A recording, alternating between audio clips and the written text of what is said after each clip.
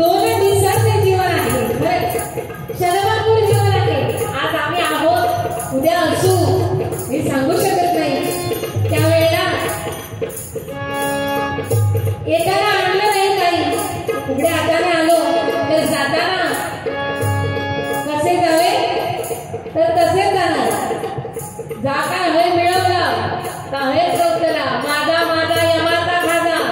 मालवणी जत्रेत खाता मिळता का नव्हे.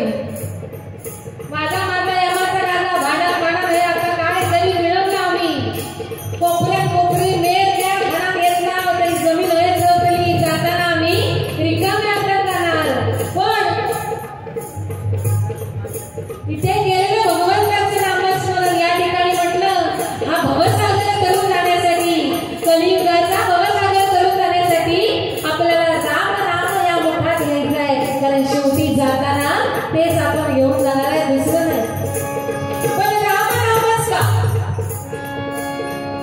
भवसागरातून तरुण जाण्यासाठी राम नाम का. ओ रामायणात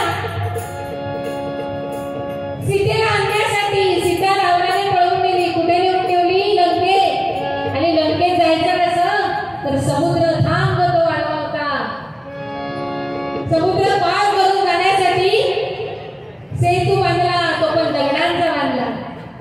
आणि दगड त्याच्यावर लिहिलं राम. राम लिहिलेला दगड पाण्यात टाकला आणि तो दगड तो पाण्यावर तरला. आपण आडा मार्गात बनलेला आहोत. भगवंतांनी आपल्याला बनवलं या मुखात त्या भगवंताचं नाव घेतलं. आपणही सहज सोपे तरुण जाऊ. संपूर्ण वानर सेना सेतू बांधण्याचं काम करत होते. नवे नवे एक खारुताई सुद्धा तितकीच मोलाची होती.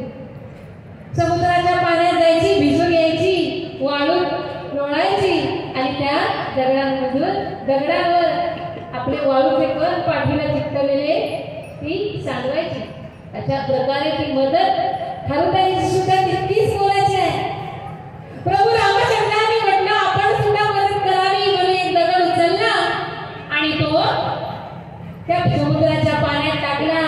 पाण्यात टाकलेला दगड मात्र तरला नाही हो, तो बुडला. तो कसा बुडला या विचारात असतेवेळी हनुमंतरायांनी सांगितलं प्रभू तुम्ही टाकला तो दगड बुडला. याचा विचार तुम्ही काय करताय. आम्ही टाकतो ते दगड करताय तर नाही तुमची नव्हे, तुमच्या राम नामाचा तो महिमा आहे. तो नामाचा महिमा आहे. पण तुम्ही ज्याला टाकलात बघा, भगवंताने ज्याला टाकलं, भगवंताला हनुमंतरायांनी म्हटलं प्रभू तुम्ही ज्याला टाकला तो कधीही तरुणवरती येऊ शकत नाही. ज्याला देवाने भगवंताने टाकलं ना तो कधीही आयुष्यात आपल्या उभा राहणार नाही. म्हणून अशी ती भगवंताची कृपा आणि त्याचं ते नामस्मरण या मुखात आपल्या सदैव राव म्हणूनच म्हणते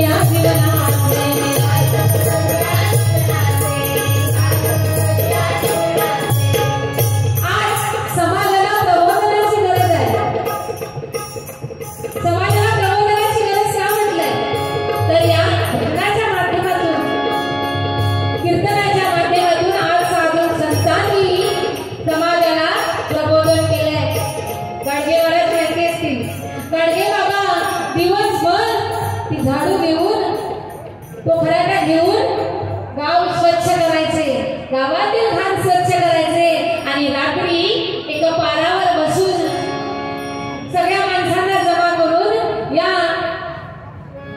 मेंदूत भरलेली घाण आहे. प्रत्येकाच्या विचाराची गलिच्छ विचारांची घाण ते ह्या भजनातून त्याचं प्रबोधन करून गडगे बाबा ती घाण रात्री त्या भजनातून घालायचे. तसंच आहे आज समाज बुवानी वगैरे की कुठे काय झालं चिमुरडीचं काय झालं, मुलींना आपल्या असं शिकवा तसं शिकवा. मी म्हणते हे सगळे संस्कार संस्कृती ठीक आहे आपण शिकवतो, पण सगळे मुलींच्याच बाबतीत का? आपण मुलग्यांना संस्कार करू शकत नाही का? त्या ठिकाणी शाळेत आपल्याला बाई बॅड टच शिकवतात, गुड टच शिकवतात, खरोखर स्पर्श कुठला चांगला आणि कुठला वाईट हे शिकवतात. मग ते मुलींनाच का?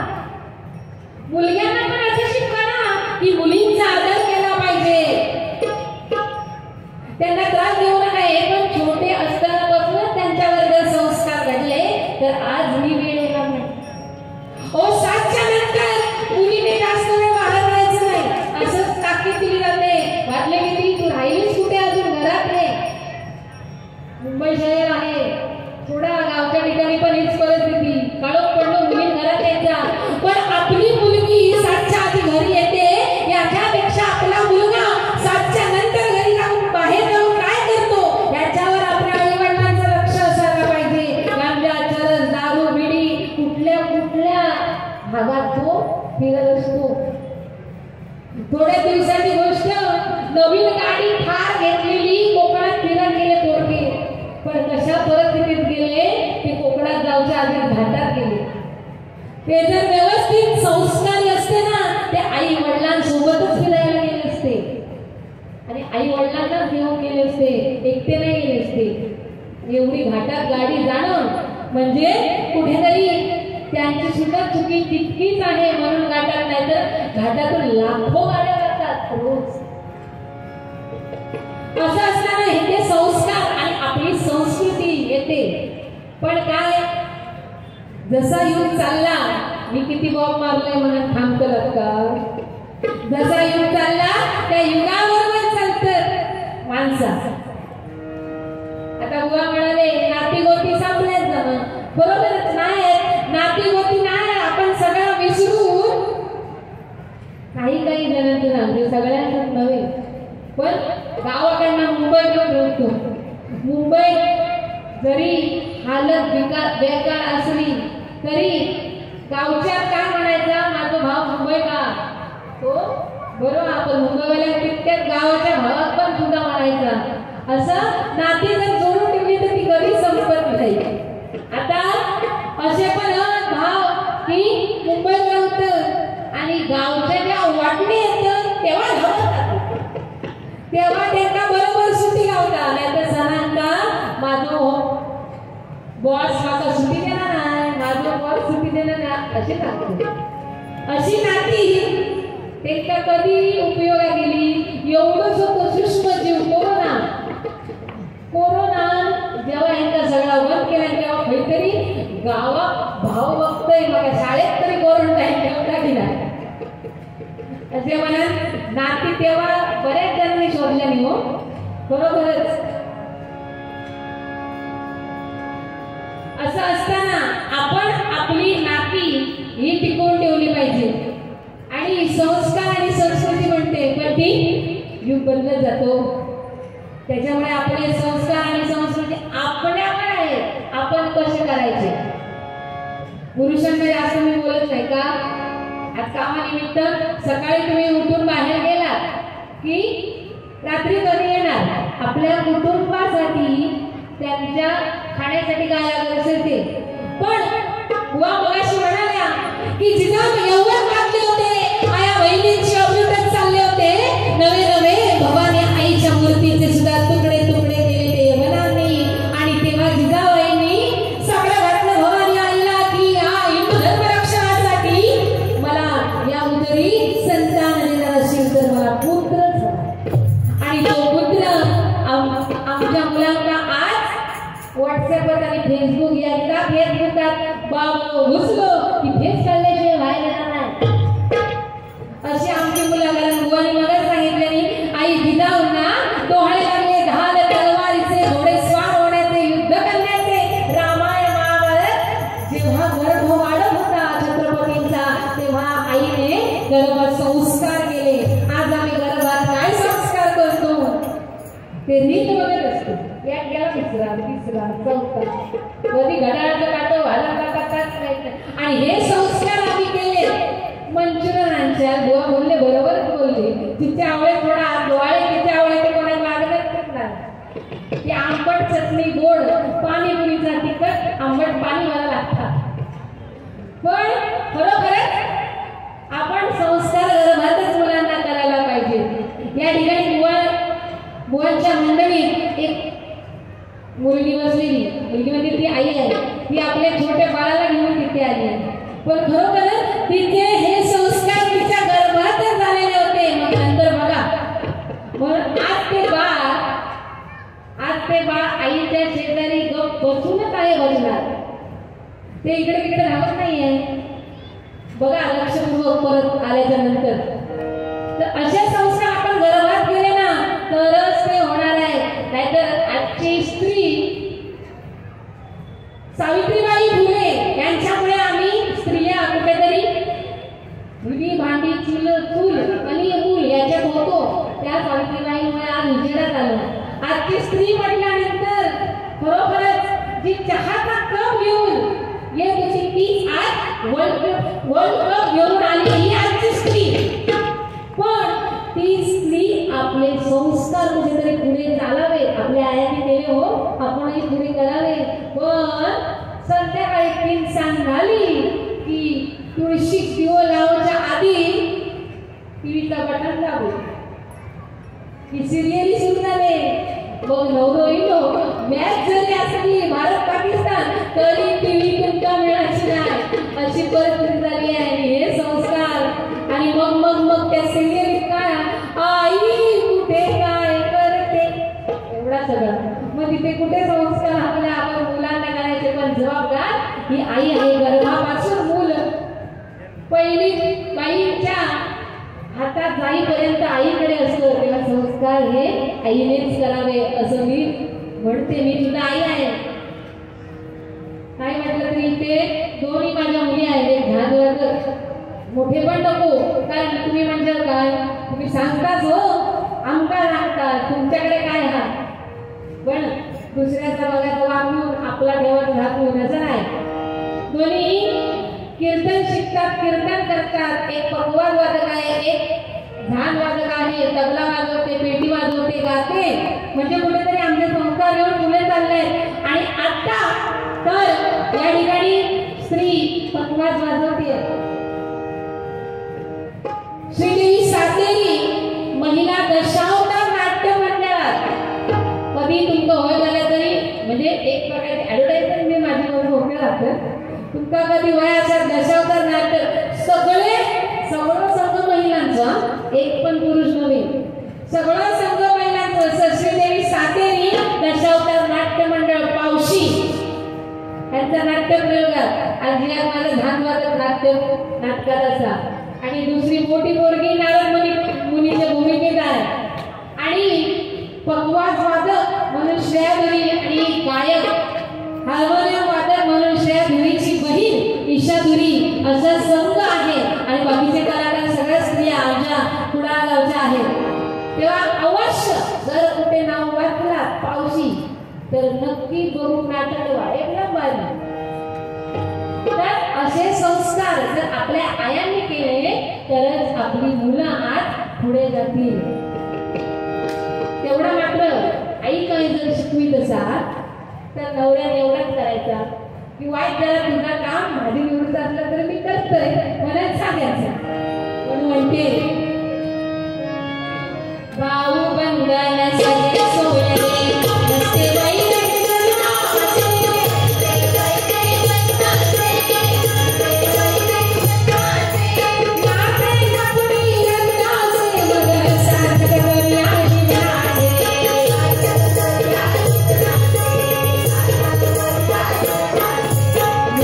हो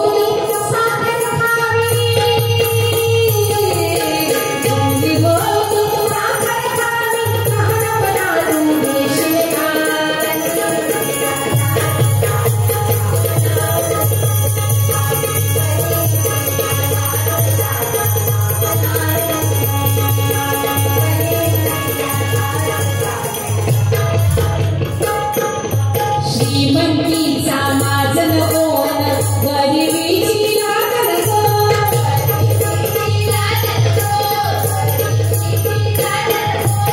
श्रीमंती म्हणजे काय तर आपल्याला वाटतं आपण मध्यमवर्गीय श्रीमंत माणूस म्हटल्यानंतर जो ब्लॉक मध्ये राहता टॉवर मध्ये राहता गावात बंगलो असा असं म्हणतो पण गावात जरी बंगलो असा 2 मजल्याचा 3 मजल्याचा पण त्या बंगल्याच्या दारामध्ये पुढचा उघडा दिसत नाही पण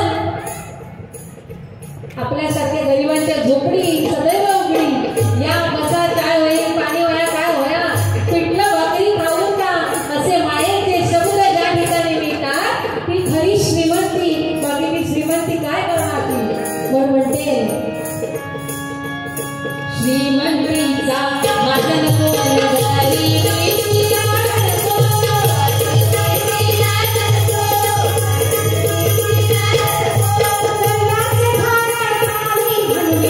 मी पणाची खास नको मी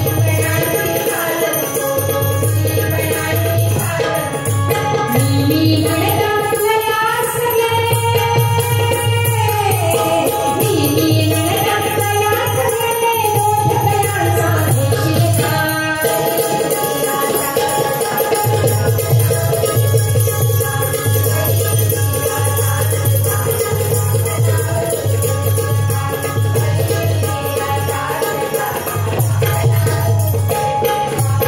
आयुष्याची वाट बिकटली तोंड जाऊन घसरतो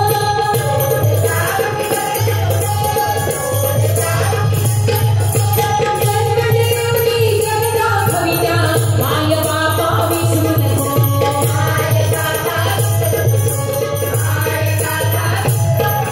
कशाला जाता तुम्ही होतोय अहो इथेच पंढरपूर बापा हा विठ्ठल आई रखुमाबाई असं असताना सुद्धा आपण भगवंत शोधत दुनियाभर भटकत असतो आई वडील हेच ईश्वर आहेत आणि आई वडिलांची सेवा ज्या भक्ताने केली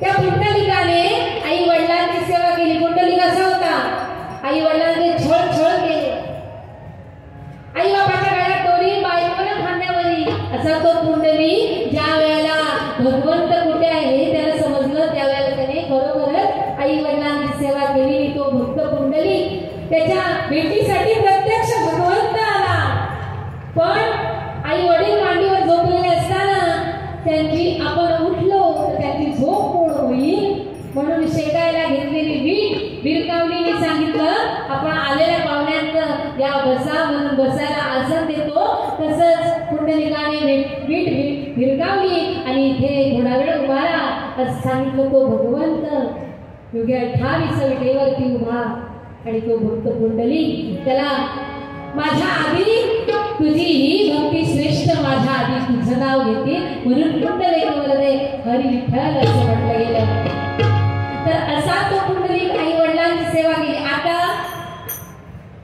गावाकडे गेला तर गावच्या मराठी शाळा बंद होत पडल्या कारण कुटुंब नियोजन आता त्यावेळेला 5-5, 6-6 मुलं होती घर भरून गेलं होतं एकत्र कुटुंब पद्धती होती आता कुटुंबच नको हम दो हमारे दो असं चालू असताना 2 वरून 1च आले आता 1 पण नको तू बरा आणि मी बरा जोडीच रवाय असं असताना आता पुढे रिलेशनशिप 6 महिने बघूया जमता का आमचा नाहीतर तू तुझ्या घरात मी तुझ्या घरात अशी परिस्थिती होता आजकाल परिस्थिती अशी निर्माण झालेली आहे तर हे गावच्या शाळा बंद होत पडल्या पण आज वृद्धाश्रमांची संख्या इतकी वाढली आहे कारण आई वडिलांची सेवा कोण करायला बघत नाही वृद्धाश्रमात पाठवतात जिवंत आहे तोपर्यंत आपल्याला सेवा करायची आहे मेल्यानंतर 12व्या 13व्या वर्षाचा काही उपयोग नाही म्हणून म्हणते